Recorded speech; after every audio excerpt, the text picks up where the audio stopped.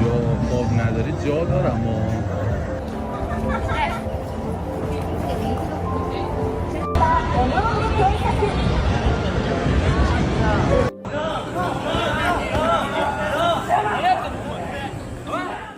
In recent years, a scene has been attracting attention on the streets of Tokyo. Groups of strangely dressed teenagers sleeping on sidewalks, drinking in front of convenience stores, laughing, dancing, recording videos as if all this were normal. They call themselves, or rather, have been nicknamed the Toyoko Kids. Young people between the ages of 13 and 18 who have turned the street into their home. The most curious thing is that for many people, this has become something beautiful. Videos with millions of views show these teenagers free, happy, without rules. But behind these images lies a Japan that almost no one wants to see. A Japan where loneliness has become a normal thing, where young people who have given up on school, family, and society itself live on the streets and think that this is freedom. So today we're going to dive into this bizarre and very sad phenomenon that's spreading across the country. Why did they choose to live on the streets? And what does this show about the Japan that the world insists on calling perfect? The term Toyoko Kids was created by the Japanese media around 2020. It comes from a rather curious combination. To is an abbreviation of Toho, which is the name of a famous building in Shinjuku.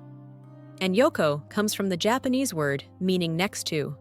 So these young people used to gather right next to this building, in a very busy and brightly lit area at the heart of Kabukicho, which is one of Tokyo's most chaotic and quirky neighborhoods.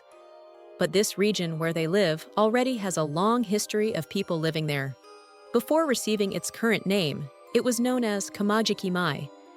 And since the 1990s, it has housed people living on the streets and families in very precarious conditions.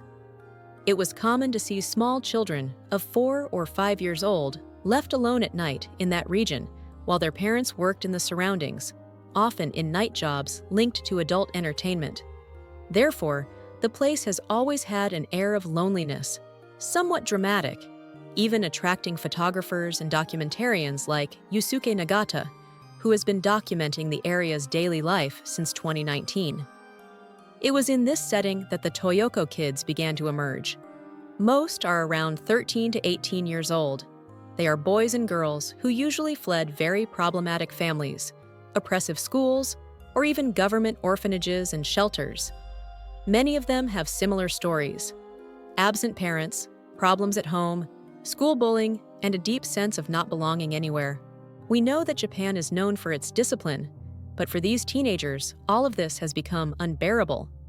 Everything I'm saying here is not to make it seem like, oh, they are just victims and not responsible for any of their actions. They also do a lot of wrong things, cause many problems for the government and the local police. But I need to be fair here. I can't just condemn these young people without also showing their side. Life is extremely bad and difficult for many of them, so I need you to understand that. I'm just stating a fact here. I'm not taking sides or saying they are pitiful or that they aren't victims. Neither of those. They're just facts. These groups of youths crowding the streets began forming through social media. Platforms like TikTok and Instagram were spaces where these youths met virtually before gathering on the streets. And there, they started sharing their stories, their escapes, and their new lifestyle. The movement grew very quickly, and soon people started noticing something new. A youth that transformed abandonment into a kind of identity sort of became part of who they are. I know it's kind of strange and even sad, looking at it like that, but you'll understand what I mean. The look of the Toyoko Kids also became a trademark. Baggy and crumpled clothes, bleached hair, piercings, heavy makeup, anime character outfits, or even that maid style you find in Japan's themed cafes. It's a style many people call cool hobo, a mix of carelessness, rebellion. One thing is that there were also other rebellious groups in the past, but with these young people, it seems like they have a huge desire for freedom, but at the same time to draw attention. And it's curious to notice that, in a way, they have become a new Japanese subculture, something like the punks of the 80s or the so-called Yankees, Who were those Japanese delinquents of the past decades? Comment below if you think it would be interesting, if you would like to learn a bit more about the past in Japan as well. But there is a big difference between these youths and the youths of the past. While the older movements had ideology, whether political, musical, or even social revolt, the Toyoko Kids seem to be driven only by boredom, emptiness, the desire to belong to some group. They have no leaders, no clear purpose. It's just a generation that found a way to exist in chaos. And it's really bizarre how much sinister stuff you find in this environment. There are challenge videos they make, like this one here, where a girl took a pepper. Well, I can't say it here, but you must have understood. And in the comments, there were people saying that someone had paid her to do it, or that it was some challenge from the group. So you can see the difference between them and the old rebellious youth groups in Japan. They have no purpose, nothing like that. Apparently, they are just young people with family problems or upset about something that end up in these environments and end up living on the streets. At least that's what it seems at first, but there's much more behind it. And you'll understand these reasons shortly. A curious thing I discovered about this is that there is a film by a Japanese director named Makoto Nagahisa that deals precisely with this, about Toyoko Kids. Are you seeing a snippet of the trailer I found on the internet now? I haven't seen the movie yet, but from the trailer, it seems interesting. But what drives these teenagers and girls to live on the streets, often causing trouble for the police, getting involved in wrong things, and putting their own lives at risk? This is a question many people ask, and the answer is not that simple. Japan has that whole image of being a clean, safe, disciplined country, which it indeed is. That's not a lie. But as I have been saying in these last two videos, it's also one of the places where young people suffer the most from pressure and loneliness. This happens from an early age. School is a huge, crazy competition, and unlike other places, failure is almost a public shame. It is something really serious. A student who does poorly or simply doesn't fit in can end up being isolated by classmates or even by the teachers themselves. Many people grow up believing that making mistakes is unacceptable and that seeking help is a sign of weakness. That's why few Japanese people seek psychological help as well. There are even some studies on this if you want to delve deeper. Mental care is still a huge taboo in the country. Moreover, dialogue within Japanese families tends to be very limited.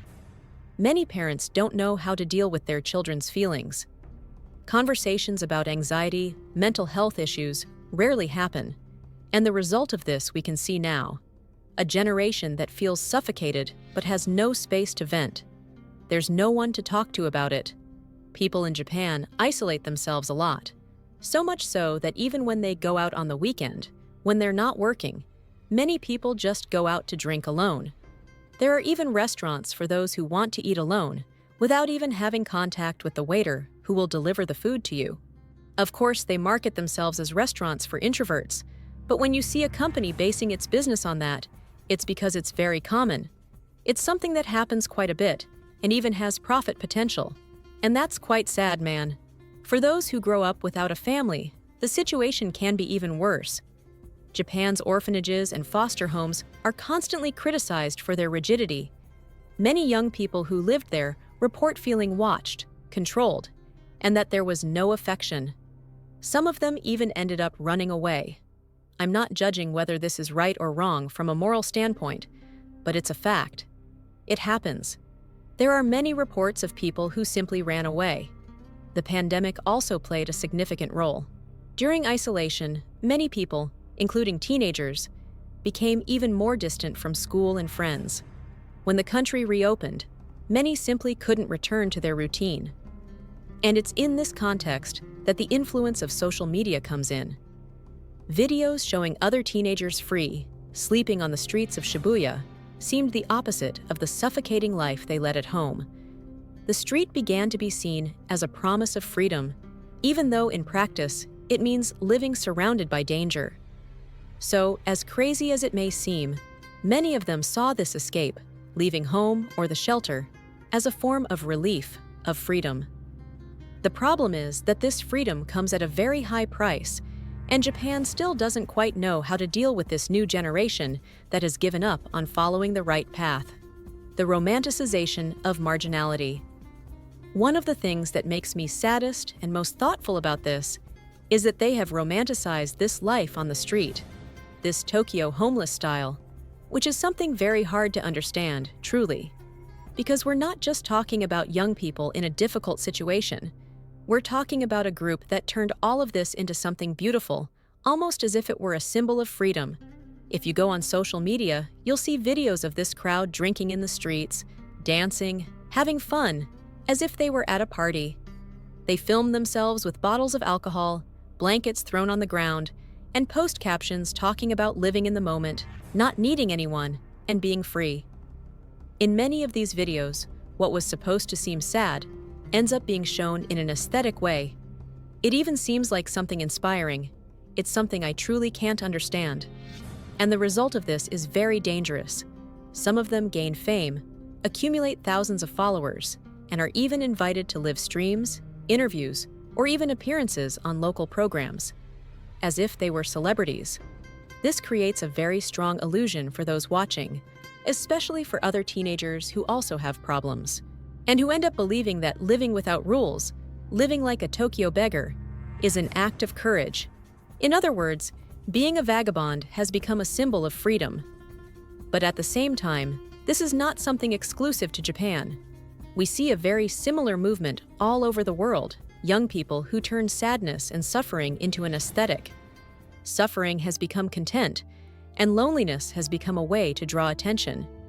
And this is even bad for those who truly suffer on the streets, because most people start to treat it as, if you're on the street, it's because you want to be. It's just another one of those teenagers who want attention. In the case of Japan, this mixes with something even deeper. Japanese culture has always had a certain fascination with aesthetic suffering. There's even a well-known traditional concept called mono no aware, which is something like the beauty of sad things, of things that disappear. This idea is in films, in music, and even in the way Japanese people look at autumn, when the leaves fall from the trees. It's as if sadness is somehow beautiful. And when this issue mixes with the reality of the Toyoko Kids, this strange phenomenon is born, a youth that finds beauty in its own ruin. The most frightening thing is that the more this is shown on social media, the more young people feel tempted to try it. And on the internet, everything gets a filter. It gets a soundtrack, it gets romanticized. But the reality behind the cameras is very different. You feel cold, you feel hungry, you feel fear and loneliness. And there are even worse sides to this story. And from here on, the video gets a bit more serious, okay? The influence of the Yakuza. Kabukicho is a place where most of the Toyoko kids gather. And this place already has a very bad history in itself. This area has been known for decades as the center of Tokyo's nightlife. It's full of bars, illegal casinos, nightclubs, and every type of adult entertainment you can imagine. Behind the neon and the always crowded streets, there is a structure that many people prefer not to see. The constant presence of the Yakuza, the Japanese mafia. The Yakuza controls a large part of these businesses and has a long-standing influence in neighborhoods like Shinjuku and Kabukicho itself.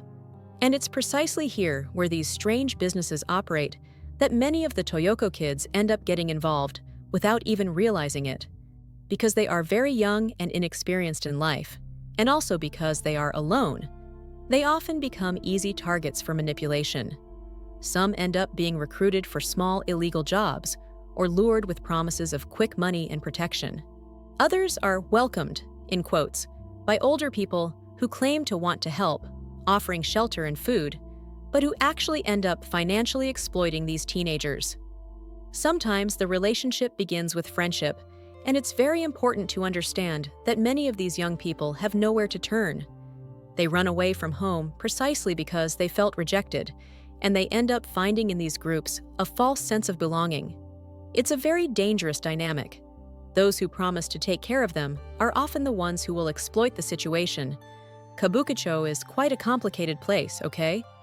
On one hand, you have tourists and pretty lights, but on the other, you have dark alleys, loneliness, and young people trying to survive the best they can. And amid all this, There's the silent presence of the mafia, lurking like a shadow, observing and taking advantage of everything the Japanese system lets slip by. So, where's the government's response? What is it doing to change this? Officially, the Japanese government says it is very concerned about the increase in young people living on the streets. But in practice, almost nothing changes.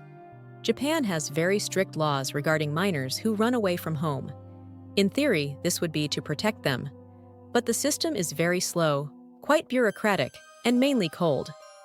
Instead of offering support, trying to understand the situation, and addressing the problems, the country prefers to treat these teenagers as offenders rather than as victims of abandonment or family neglect.